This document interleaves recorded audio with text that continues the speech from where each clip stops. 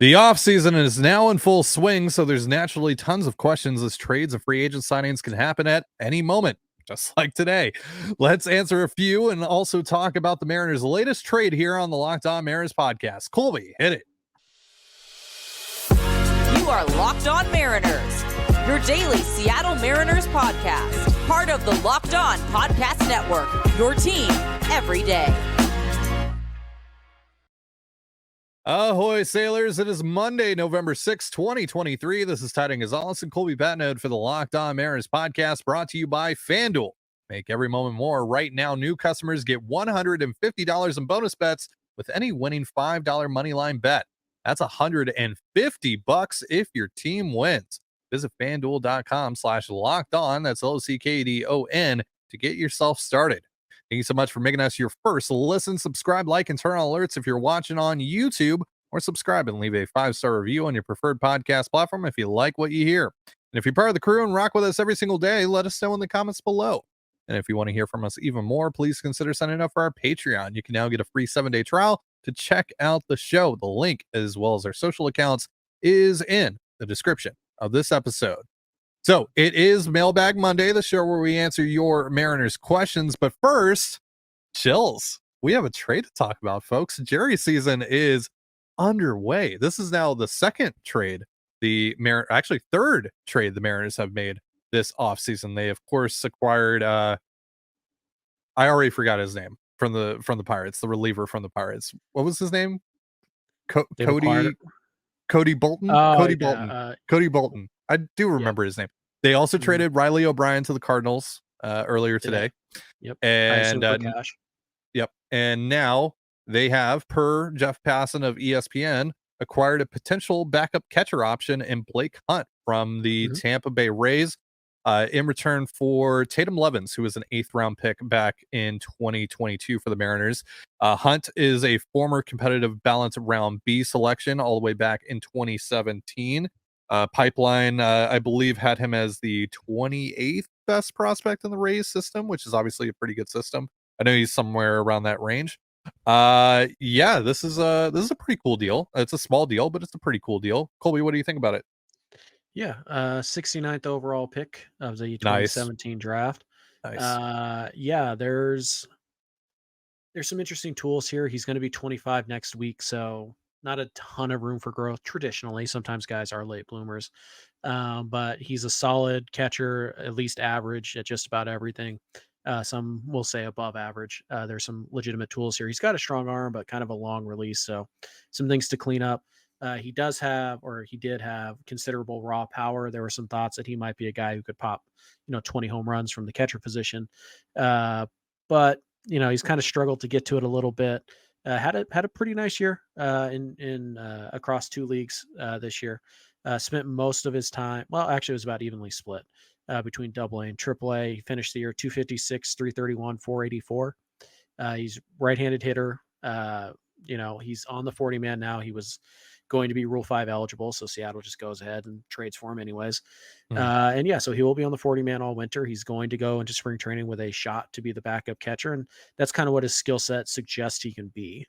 Not extreme splits as far as I can tell, so it's not like he is a perfect platoon match with Cal Raleigh. And Ryan Divish has already indicated that the Mariners aren't done at the position. They would like to add another veteran backup option and kind of let him and whoever that is and Hunt kind of battle it out for that number 2 catcher spot. So there, like I said, there are some tools here. There's some bat speed. There is some raw power. There is a strong arm, and he apparently works very well with pitchers. He's, good blocker, good pitch framer. He is a solid average catcher defensively at the very least, with some offensive tools. I don't think he's going to hit for a lot of average, but again, we're talking about a backup catcher here. Right. So if he gives you anything offensively, whether it's a 400 slug or a league average, on base percentage, basically any one skill offensively that a backup catcher can give you makes you a valuable piece. And of course, he's under club control for the next 6+ years. And he's going to be very cheap. So it's an interesting player. Again, he was in the Blake Snell trade. Former high-ishly touted prospect. We know how much Jerry likes these highly drafted guys and these guys who had big, potential in their draft year. He's not afraid to go after them. So this deal makes a lot of sense for the Mariners. And it gives them an option. It's another guy on your 40. It's a quality guy on your 40 man, who at the very least is an upgrade over Brian O'Keefe and Luis Torrens at this stage of their careers. So he'll be turning 25 years old on Friday. So happy early birthday to the newest Mariner, Blake Hunt. He spent time between AA and AAA this year. 250, 342, 455. That's 111 WRC plus, 6 home runs, 18 ribs in 37 games down in AA. And then in AAA, 263, 317, 518, the 100 WRC plus, also 6 home runs, 23 RBI in 30 games played at AAA. So he's going to be in the mix here, barring, I think obviously if they sign Tom Murphy, he's going to be the backup catcher. But for now, Blake Hunt looks to be lined up to be in the mix for the backup catcher role in Seattle. Right. And there's a pretty good chance Tom Murphy's going to miss time at some point. I think, as unfortunate as that is, right. We can feel pretty good about it, but it doesn't have to be Murph. One guy that I think two guys who they could bring in, both former Mariners. Mike Zunino is a guy that you might consider. John Jaso. I wish. But yeah, and obviously Hunt has all of his options too, so you can move him up and down for the next 3 years. It's fine. But Mike Zunino could make some sense. He traditionally has crushed left-handed pitching. Not really the case last year, but Zunino didn't do much last year at all. But that he works well with pitchers. That he throws pretty well. He's a good defender, and he obviously has power. So that's the guy. One other name I would watch here. He's not a free agent yet, but I'm assuming he will be here in the next week or so.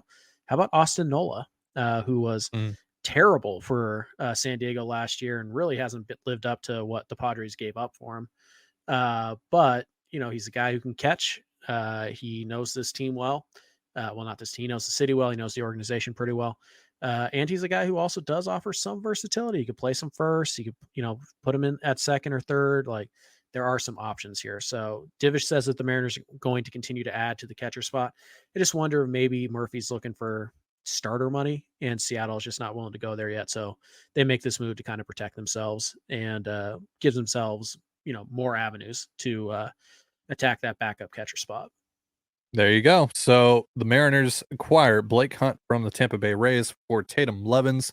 The Chills Jerry season has officially begun. Free agency set to get underway here at 5:00 Eastern time, so 2:00 Pacific time. So that's an hour and 8 minutes away from the time that we're recording this. And it's probably free agency has begun by the time that you're watching or listening to this. So yeah, we're right in the thick of things now. Obviously, MLB free agency is a slower burn than other leagues, so I don't expect really any action today on the free agency front. But yeah, guys are free to negotiate with teams in about an hour or so. So we are going to be answering some of your questions because the Mariners were so rude and had to make a trade today. We're going to have to trim some of the questions that we were going to answer today, but we're going to get to some of them in just a moment. But first, a reminder, this episode of the Locked On Mariners podcast is brought to you by FanDuel. Score early this NFL season with FanDuel, America's #1 sportsbook. Right now, new customers get $150 in bonus bets with any winning $5 money line bet. That's $150 if your team wins. If you've been thinking about joining FanDuel, there's no better time to get in on the action. The app is so easy to use, and there's a wide range of betting options, including spreads, player props, over-unders, and a whole lot more. And yeah, the Mariners might not be playing right now, but the Kraken and Seahawks are. So whether the action is on turf or on the ice, you can bet on it all with FanDuel. So visit FanDuel.com/lockedon. That's LOCKEDON and kick off the NFL season. Again, that's FanDuel.com/lockedon. FanDuel, official partner of the NFL. And you're listening to the Locked On Mariners podcast. Thank you again for making us your first listen. The other big piece of news here for the Mariners today, in case you didn't see it, Stephen Vogt, their bullpen coach in 2023, accepted the managerial position in Cleveland, he's going to be replacing Terry Francona. So good luck to Stephen Vogt, and the Mariners are going to have to get a new bullpen coach at some point here over the course of the offseason. So we'll keep an eye out for that. All right, let's get into your questions here on Mailbag Monday. 3'9" wants to know, Jerry and Justin said that last season's free agent failings were bad results, not bad process, but the M's have swung and missed on almost all of their free agent signings in the Dipoto era. What should they change in their process of evaluating free agents to make it successful? Colby? First of all, I'd like to say I think we can get through all these questions. So that's our challenge. We have 20 minutes to get through 10 Lightning questions. round. All of them. So first of all, I would say I disagree with them. I think it was bad process, pretty clearly. They kind of waited around for things to fall to them, and they didn't really have a plan B or a plan C. So yeah, I think the change in their process should be they need to be more aggressive. I would like to see them go get something done, in the next week or so, and not be afraid. I think we all play with the guy. Just I think we all play with a guy in fantasy football who just like you get all the way down the line on a deal, and then they just want to make it a little bit better for themselves. So they just kind of tack on, or they just kind of maybe they, oh, if I wait, you'll come down to my price, right? And I think Jerry and they sometimes do that. They have their number. They're very disciplined. We know that this front office is disciplined. And they say, this is our number. If you want it, come get it. If you don't, we're going to move on. I think you have to be willing to expand yourself, push the boundaries of what you feel comfortable with in order to get stuff done early. And I think you have to get things done early. Otherwise your process of waiting for the market is going to come back to bite you. And that's how you're going to end up with Tommy LaStella as your opening day DH. All right. So I think it's all about being aggressive. Jerry has no issue being aggressive on the trade market. He needs to translate that to free agency. You don't have to be stupid. You don't have to, shell out an extra $50 million. Like, that's not what we're asking. But if we're talking about $2 million a year is the difference right now to get a deal done right now, just do it. Just do it. Value comes at the end of the year or at the end of the market because, everybody's gotten their guy already. It's not valuable to wait and get the least desirable option because everybody else has picked the guy they like more. That's not valuable. Be aggressive. Go out and get something done early. I think that's the change they need to make in free agency. Right. While I would agree that the process and their overall approach to the offseason was poor, the process with guys like Teoscar, Colton Wong, AJ Pollock, I like the process behind those moves. I understood that. I still understand it. The fact that those moves, didn't pan out well doesn't really change that. It just sucks that, the results were obviously horrific, especially in the cases of Pollock and Wong. But overall, like, again, if there's a player like that, if there's another player like Wong or Pollock that presents themselves to the Mariners, then I don't want them to be afraid of taking another chance on someone like that. Like, it totally, like, that's I don't have any issue with that. But yes, they do absolutely have to get more aggressive here. It's really like the process isn't about the guys that they've taken chances on, it's about the guys that they haven't, right?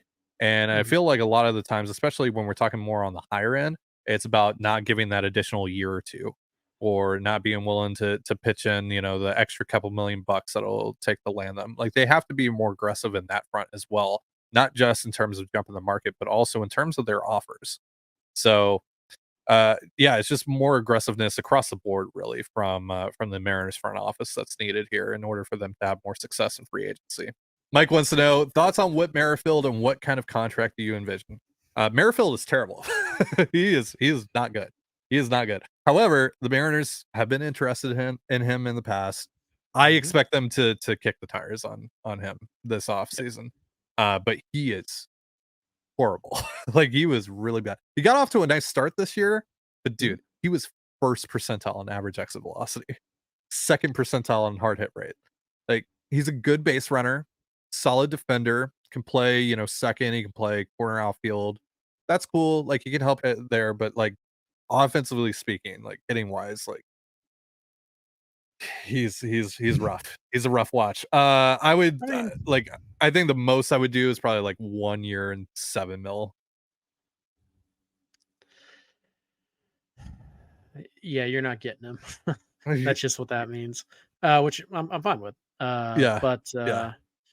yeah, I think he's probably older player. I think he's probably looking for 2 years, maybe 3 years is what he's going to want, and I think he's going to want in that $8 to $10 million range, which on a 1 year deal, fine, but I think Josh Rojas is better. And so I'm not saying no to Merrifield straight up like Ty is, but yeah, anything more than 1 year, I'm going to be a little uncomfortable with. So Yeah. Yeah. yeah, I I just, personally, I bet what he's looking for is 3 and 36 would be my guess, somewhere in that range. I don't think he's going to get it, but yeah, you I never. know. It, But this is going to be a player's market. Okay, it's a very weak free agent class, and there are a lot of yeah. teams who think they can compete. So he might get something close to that. But for me, it's 1 year. Like I would rather take a chance on Merrifield than I would Tim Anderson, but I don't Yeah. really want Tim Anderson either. So Yeah. there Like you go. what Merrifield has working for him is he doesn't strike out, but he also doesn't walk a ton. Like he's below league average. He's below league average in terms of walks. Yeah, I think second guaranteed year, anything over $8 million a year, like I'm probably out on Merrifield, but I think he's going to get something close to that. Yeah. And at that point, I'm out. But We'll see what I the think the rest of the Mariners will offseason be looks like. interested. All right. Next question here from Max. Eddie Rosario's option didn't get picked up. Do you see him as someone the Mariners should look to acquire? Yeah. Again, to a certain degree. He's an average hitter. He doesn't get on base Mhm. much. Pretty good defender this year. I think he was like 80th percentile and outs above average. Not Yeah. a good arm though. But Yep. he's a Left field solid player. only. He's a fine player who, brings veteran qualities. He's been a part of a championship ball club, all that stuff. If you care about that stuff, he has that. And he's a fine role player at this point in Yep. his career. Yeah, I wouldn't take at bats away from Kelnick to give to Rosario. No. And he's not really a fourth outfielder. Like Rosario to me is a guy who needs to sign with like the Nationals, like a team that, or just a team that's like, if everything breaks right, they could be in the playoff race, and if not, they could trade the guy at the deadline, kind of like what the Right. Nationals did with Candelario. Like I think that's kind of what I would say for Rosario. But yeah, he's just kind of an average hitter, above average, like batting average skills, but he's not going to walk. He's a hacker. He's got good pop, but it's not elite pop. Yeah, it just kind of league average strikeout rates this last year. He's fine. He is a 100 WRC plus type of bat, and depending on what you do the rest of the winter, it could totally work. If he's your third Mm. best bat that you bring in, okay, like I could see it. But he's like a very specific fit for the Mariners. Like the first two guys have to fill very specific needs, and if they don't, then Rosario doesn't make a ton of sense. So I like Rosario. I think he's a nice role player for even a good team. I mean, like the Braves. Mhm. But I don't think that he's somebody you target right away. I think he's kind of a fallback option. Right. Right. Next question here from Campbell. How much y'all think Willie Adams would cost? He'd only be 1 year, I think, so he shouldn't be too expensive. Yeah, he's on the last year of his club control. I think MLB trade rumors projected him to make 12.4 mil in arbitration, so he's expensive. We know that the Brewers don't really want to spend money like that on guys like that. He's obviously coming off of a down year offensively, was still like a 3-win player because of his defense. I can't imagine that he's going to cost a ton. Like he's going to cost you something that you'll be aware of. Like he'll cost you a prospect that you're aware of, but or maybe even two. But I don't think it's going to be anything too prohibitive. I like it. He's not my first choice there. If we're going to address the middle infield, but if they ended up acquiring Willie Adames, I'm cool with it because I think there's still a lot of upside in that bat, and obviously he's a great defender. Now, the thing with that is optimally, let's remove emotions and all that, you know, from the equation for now. Optimally speaking, JP should probably be the second baseman and Willie Adames should be the shortstop if you were Yep. to acquire Adames. Now, would they actually do that for just a year of a guy that's probably, if I had to guess, unless he pops, probably not going to be a part of this thing beyond 2024? I don't know. I don't know, but optimally speaking, he should be the shortstop instead of JP, and JP should play second. But right, and by the way, if you acquire Adames, he doesn't have much of a choice. But is he okay with playing second? Because if he's not, you don't want that, yeah, potential friction point coming into the clubhouse. Adames wasn't very good last year offensively. I mean, he wasn't terrible. He he can't was hit like a 30 home 96 runs. WRC plus or something like that. Yeah. I mean, he can't hit 90. He can hit 30 home runs in a year. Wow, you can hit 90 home runs. Yeah, like sign me. Bye, JP. But no, he can hit 30 home runs in a season. Like you said, it's a really above average defense, maybe even plus. And before going to Milwaukee, he was running really good, solid, slightly above league average on base percentages. Just the last 2 years, that's cratered. He's a little bit like JJ Hardy, if you guys remember him from Baltimore. So I think he's going to cost you maybe like a Jonathan Clase and another like top 20-ish prospect, depending on what the Brewers want to do. Obviously, maybe they don't want a fire sale or whatever, but I think he's going to cost you a notable prospect, but he's not going to cost you Cole Young, Colt Emerson, or even, I don't even think like Tyler Locklear. I think you're the tier prospects below that even. So he wouldn't be too much, but it's going to cost you a little something, and it's not a perfect fit, so something to consider. It's a player I'm interested in, particularly if he's willing to move to second base, because I'm not going to ask JP Crawford, who just posted a 5-win season, to move off a shortstop. So if he's going to have an issue with second base, then I'm probably going to look elsewhere. And there are going to be teams who want to acquire him to be a shortstop, and so they're probably going to be willing to pay a little bit more than Seattle. Now, if JP's open to it, great. Like, even if it's just in the short term, awesome. Sure. Because again, if we're talking about trying to optimize the roster, then yeah, that's how you would want to line things up. But sure, I think it's just I think JP's are in the right though, to say like, yeah, I'm not cool with that. So no, I mean, like if JP's like, no, I want to be the shortstop. Okay. Yep. That's what being a 5-win player gets you. Okay, it gets you a little bit of leverage. Yes, Captain. So yeah. So if JP doesn't want to move, then I guess either Adames has to, or you're looking elsewhere. Yep. You're listening to the Locked On Mariners podcast. Thank you again for making us your first listen here on Mailbag Monday. We got a few more of your questions to answer.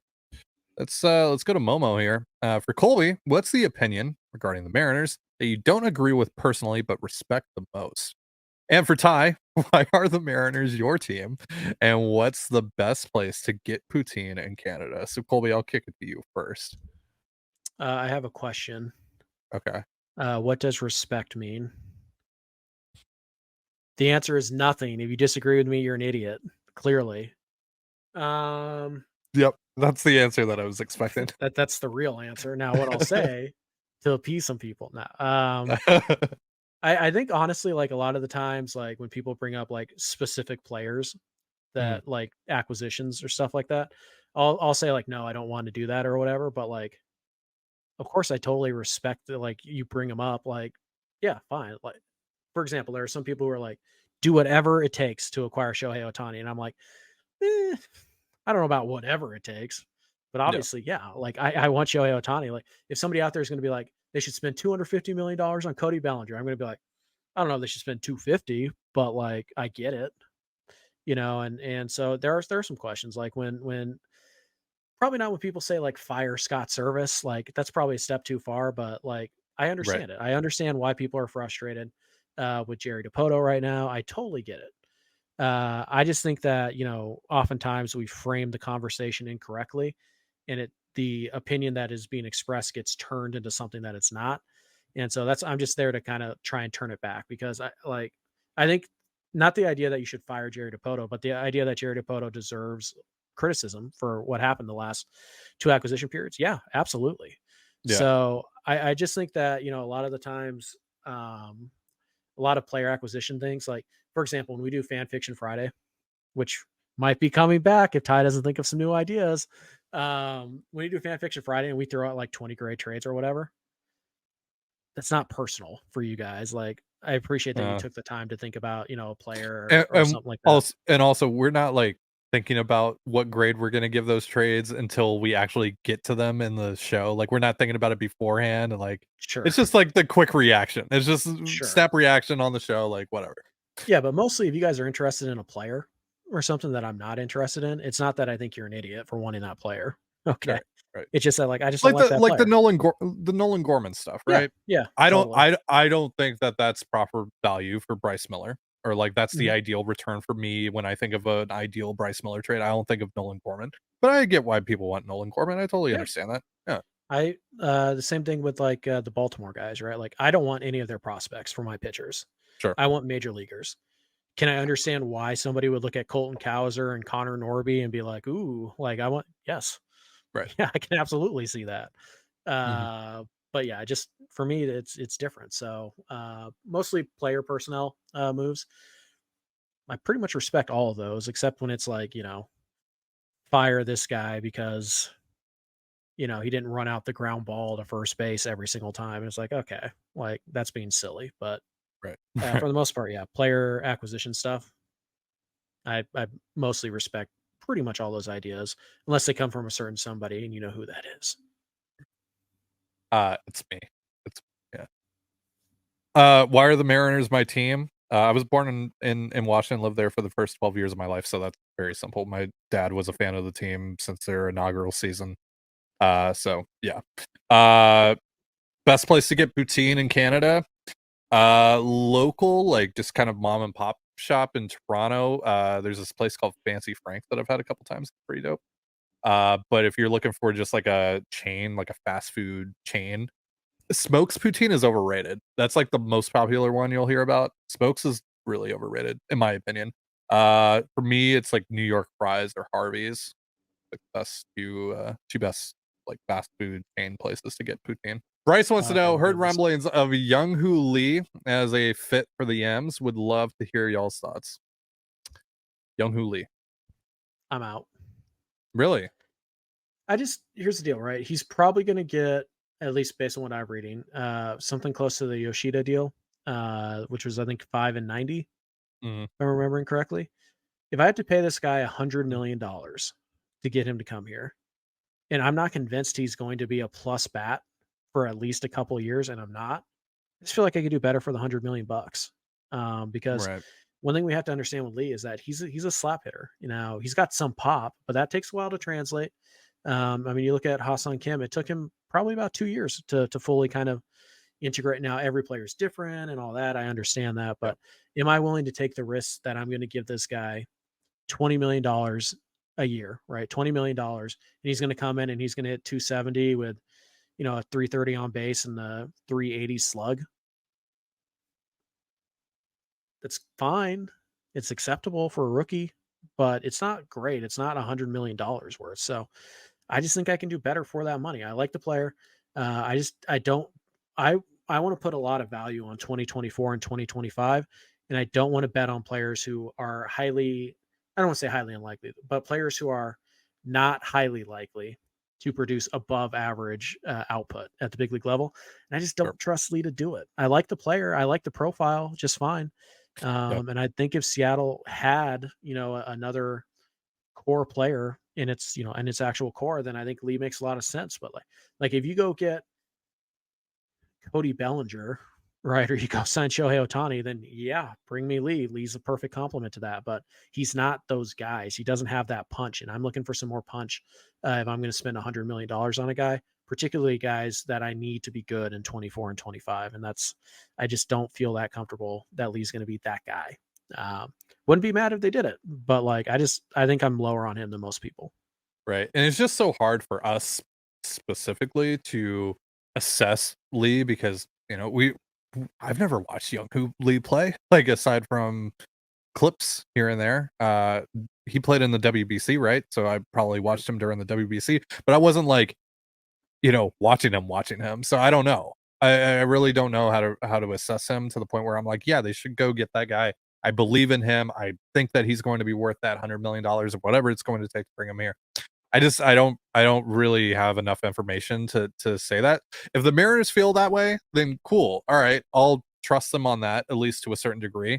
and we'll see how it plays out. But overall, for me personally, I don't know enough about the guy to say that he's worth that kind of money and that kind of contract. So doesn't mean he's not, but yeah, it doesn't mean that he's not. I just like with the information that I have, I would prefer that they just go with what I know, right? But hey, if they think that he's worth it and it pans out, awesome, great. I would just say this: Lee can't be the big like off-season acquisition. Like he can't be the right. guy. Yeah. No, if he's the second guy, maybe. If he's the third guy, okay, now we're cooking. Perfect. But, yeah. If he's the guy, like, oh, look at what they added, Jung Hoo Lee. He's the guy who's going to carry them to the division. Probably not. Yeah. All right, last question. This one should be pretty quick. D Panky wants to know: the Mariners traded for Teoscar Hernandez last year on November 16th. What odds do you give the Yams making a trade by that date this year, or do you expect the trade market will likely take time to develop this offseason for the Yams? 100%. Is Blake Hunt not good enough for you, D Panky? I mean, he is for me. 100%. They made a trade before November 16th. Yep. Already happened. Mm-hmm. Somebody's not paying attention. They've actually made 3 trades. D Panky. I mean, like, I don't know what you're talking about, man. But no, like an actual major league trade. Yeah. I think. I mean, they seem like they're already pretty active on the phones right now. More than most teams right now. So they're probably cooking up something, bigger. And I think the GM meetings this week today. Or they're today. Okay, so that's where conversations that occurred during the deadline get picked up. That's where discussions that are going to continue on into the winter meetings and all that start to get going. So, but yeah, I think they do. Seattle traditionally will make one pretty major announcement or acquisition before Thanksgiving. So, which is why Ty loves it so much. Did you know that? I love Thanksgiving. Right. So I haven't had an opportunity to put that in an ad, so I do think that they will make a sizable trade in the next 10 days. That would be my guess. Agreed. Yep. Randy Rosario works for me. Yeah. All right. Also, the Rays don't have a GM right now, so perfect time to strike. Yeah. So, didn't prevent them from making a trade. So. New regime, maybe they don't like Randy Rosario over there. Maybe they, All right, what's the question of the day for the listeners, Colby? Were they on a break? If you don't know what we're talking about, screw you anyways. Shame on you. Get educated. Right. You uncultured swine. Mm-hmm. Thank you so much for joining. Thank you so much for joining us here on the Locked On Mariners podcast. Colby Badnode, I'm Tatem Gonzalez. Be sure to give us a follow on Twitter at @LO_Mariners. You can follow me at Dan Gonzalez, CANEGNZLZ. Colby at CPAT11, that's CPAT11. You can also find all that stuff in the description of this episode. And thank you again for making us your first listen. Have yourself a beautiful baseball day, and we'll see you next time. Peace.